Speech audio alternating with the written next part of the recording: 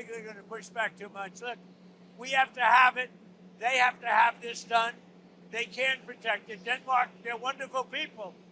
And I know the leaders, they're very good people, but they don't even go there. And, you know, because the boat went there 500 years ago and then left, that doesn't give you title to property. Donald Trump has intensified his campaign to take over Greenland with a new social media post. On Truth Social, Trump posted an image of him hoisting the American flag on Greenland. The image shows animated illustrations of Trump, who is flanked by U.S. Vice President J.D. Vance and Secretary of State Marco Rubio. A signboard reads, "Greenland, U.S. territory, established 2026. Trump shared another image of him from a meeting with the European leaders at the Oval Office. Interestingly, the image had a map of North America painted with the U.S. flag. The U.S. president spoke about his telephone call with NATO Secretary General Mark Rutte over Greenland. As I expressed to everyone very plainly, Greenland is imperative for national and world security. There can be no going back. On that, everyone agrees," Trump said. Trump reiterated his claim of Denmark being unable to ward off Russian threat in Greenland. Well, that wasn't a military. They sent a few people.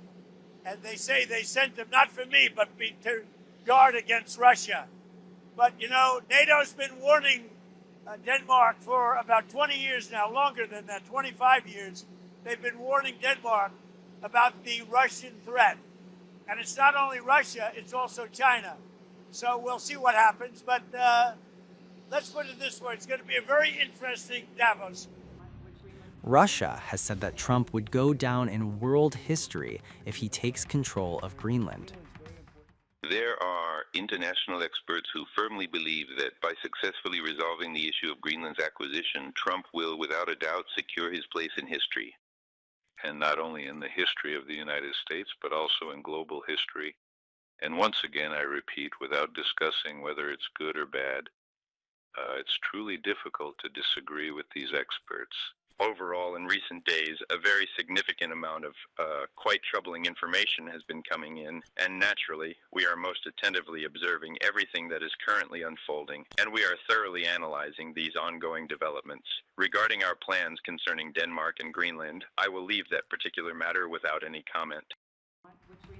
Trump also posted a text message from Emmanuel Macron in which the French president suggested a meeting of members of the Group of 7 industrialized democracies in Paris after the Davos gathering.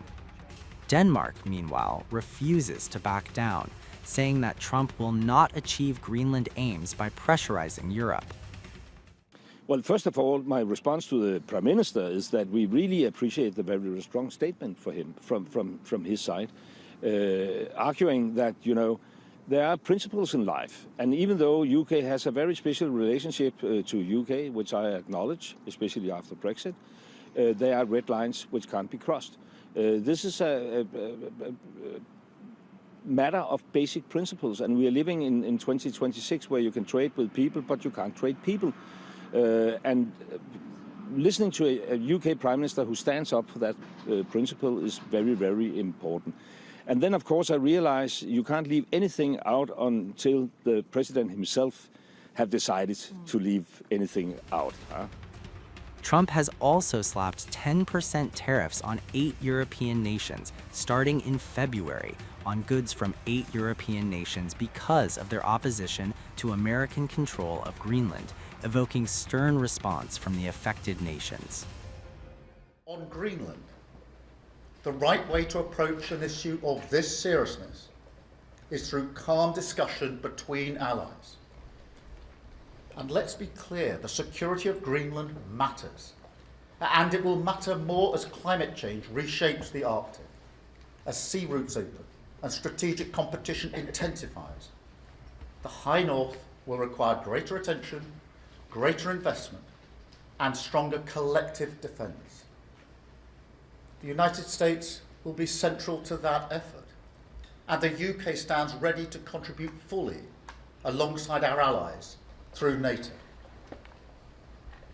But there is a principle here that cannot be set aside, because it goes to the heart of how stable and trusted international cooperation works. And so any decision about the future status of Greenland belongs to the people of Greenland and the Kingdom of Denmark alone. That right is fundamental, and we support it. Denmark is a close ally of the United Kingdom and of the United States, a proud NATO member that has stood shoulder to shoulder with us, including at real human cost in recent decades. Alliances endure because they're built on respect and partnership, not pressure. That is why I said the use of tariffs against allies is completely wrong. It is not the right way to resolve differences within an alliance. Nor is it helpful to frame efforts to strengthen Greenland's security as a justification for economic pressure.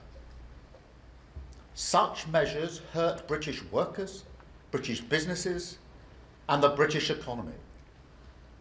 And that is why I've been so clear on this issue.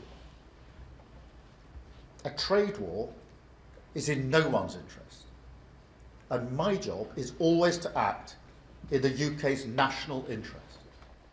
There is broad consensus among Europeans that further threats of tariffs will weaken rather than strengthen transatlantic relations. They also carry the risk of escalation. Tariffs are usually paid by those in whose country the imports go.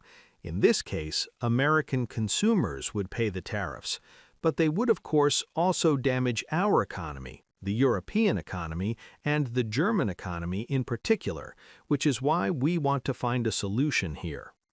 In any case, we on the European side will respond to such challenges in a level-headed and appropriate manner. The overarching goals remain a united Europe and a strong NATO. As you all know, I am in close contact with our European neighbors and partners as well as with the American president. It is clear that we want to assert ourselves as a country and as a continent.